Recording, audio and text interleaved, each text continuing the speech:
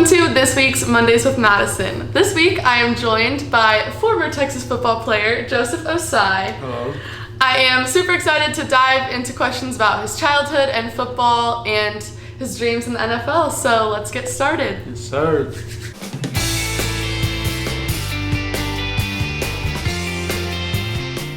So before we dive into football, let's hear a little bit about your story. So you were born in Nigeria and moved to the United States when you were 10. So tell us about your childhood.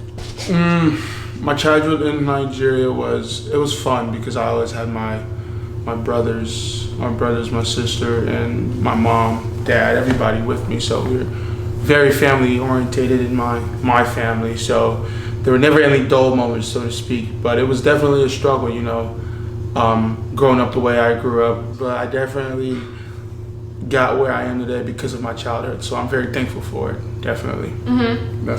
And then when you moved to America, you grew up in the Houston area. Yeah, we moved to Houston because my father had a distant cousin in Houston, A-Leaf, actually. So that's where we moved to first. And we first lived in a motel, and then we moved to a 2-bedroom apartment.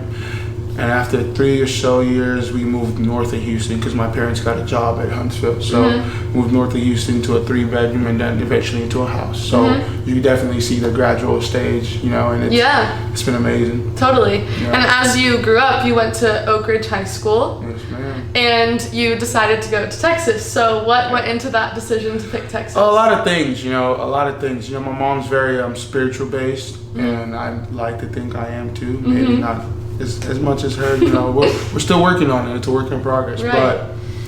But yeah, a lot of praying, a lot of details. We made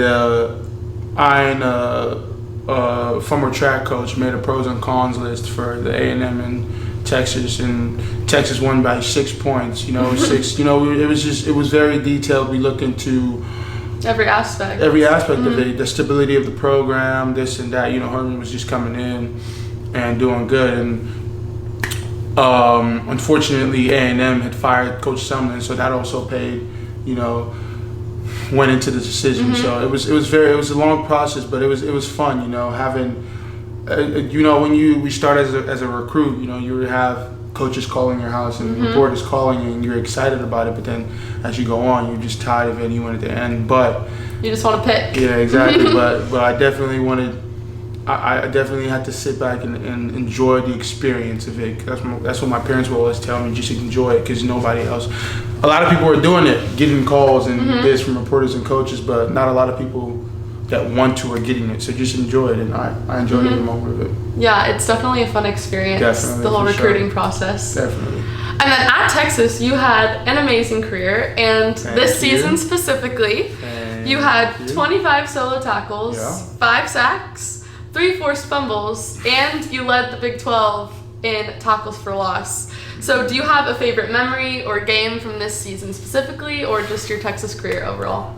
Favorite memory was when we beat Oklahoma my freshman year. That was a good one. In the Cotton Bowl, and then I didn't play that much in that game, so I can't really speak on it. But that was definitely a surreal feeling, and then just to feel the emotion of the crowd and the emotion of my teammates at the same time, because that's all it ever was for me. Giving back to university.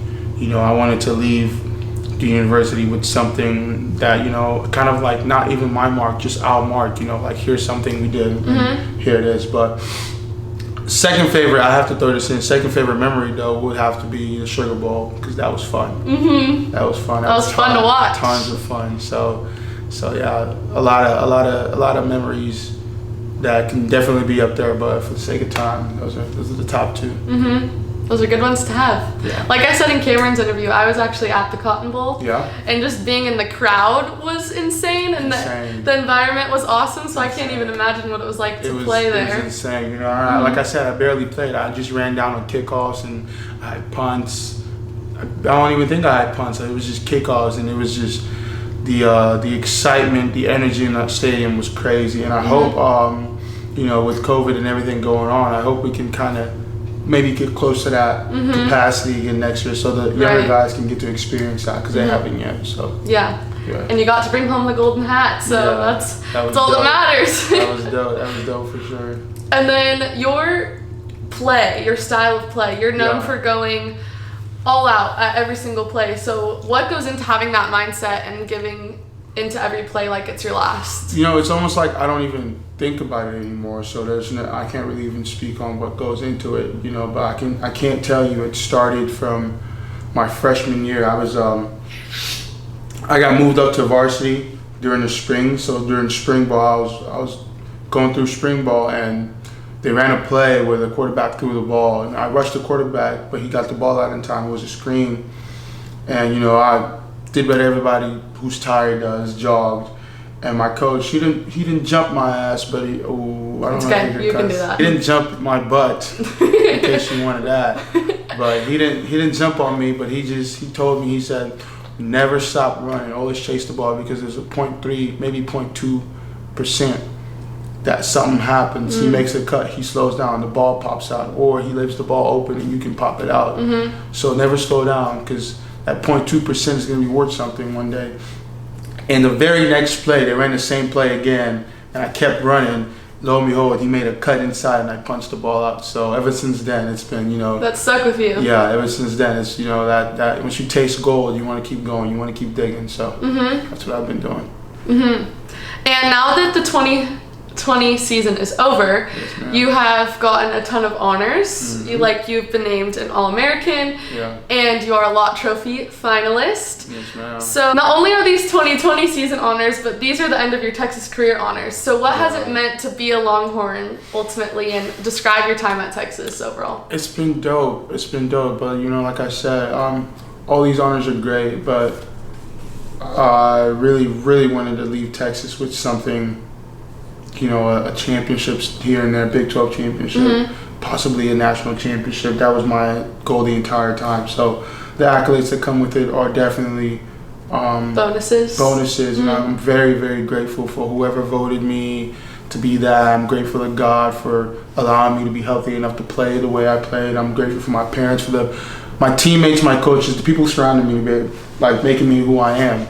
So, but you never know what would happen if things went different ways. So, you gotta just stay grateful and stay happy. But definitely great time in Texas. They've been ups and downs, as we all know, with the past year. But great university, great atmosphere, great fans, and great people. The food, the whole community of Austin has just been amazing to me these past 3 years. And I definitely am sad. Very, very, very sad that I had to leave, but you have to move on and embark on greater journeys, and hopefully I hope that's what I'm doing. And touching on that, you recently signed with Athletes First Sports Agency, and you're training for the NFL Combine and taking steps to further your dreams. So what is it like preparing for the Combine and really having your dream come true? Yeah, it's dope. It still hasn't hit me yet. I went through calling the coaches, letting them know I was leaving. I went through putting out a message. I went through signing the actual papers, the NFLPA, the deal with my agency, and it still didn't hit me yet. So I'm still waiting for that. Waiting for it to come. That boom, you're in the league. You're a professional now. But it's whenever it comes, it'll come. But training here is great. The facility is amazing, and Newport Beach, California, it's amazing. The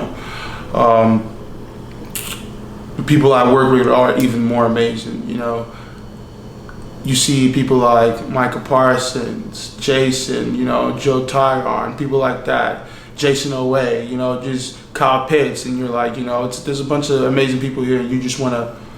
First, you want to prove yourself, but then you realize that everybody here is here for a reason, and you just don't need to prove yourself. All you have to do is work hard and accept them as a teammate and just keep going. So and grind together. That's the deal. But yeah, great atmosphere. Everybody here just wants to put their head down and work, and I love that. Yeah. And now diving into our person behind the athletes. Your family is very important to you. Yes. So tell us about them. Oh man, I think I touched on it at the beginning, but my family, my older sister, she's like the rock. My mom's the big boulder, definitely holding the whole family together with her prayers and her love and her caring and her just selflessness. And then my sister's the rock, because you know, we as kids, like, we're all very close to age with each other. My sister's 22, I'm 20, Philip's 19, Casey's 18. Emmanuel's the only one that's very young, he's 9, but we're all very close to each other, so we need someone we can relate to, a mother figure we can relate to even more than our mom. So that's peace. That's peace in the family. She's that rock. She keeps me and my brothers, you know, grounded, and she'll go to war for us. So we're very close, and Mom and Dad have just been working hard since we were little. So you know, have a lot of love and respect for them, especially my father.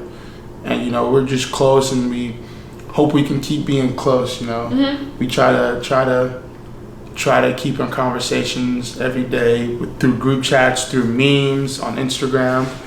But yeah, I love my family. I can sit here and talk about them forever.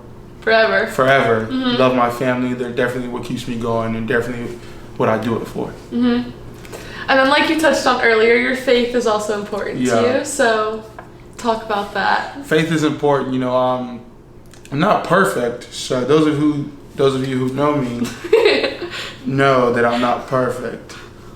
But it's a journey. But it is a journey, and you know, I'm working on it. I'm working on myself every day, and everybody's journey is different. Everybody's path is different. It's step by step, and hopefully I can get to where I want to get to one day. We'll see. Well, Joseph, thank you so much for being on Mondays with Madison. I have loved having you. Thank you. And make sure to like this video, comment down below, and subscribe to my channel for other Mondays with Madison. Do it. So with that being said, see you later, sports fans.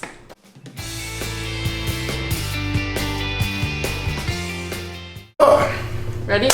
Let's do it. Thumbs up. Subscribe. Please subscribe. Please subscribe. She's great. Oh, the show was great. The interview was great. It was all smooth. Bye, guys.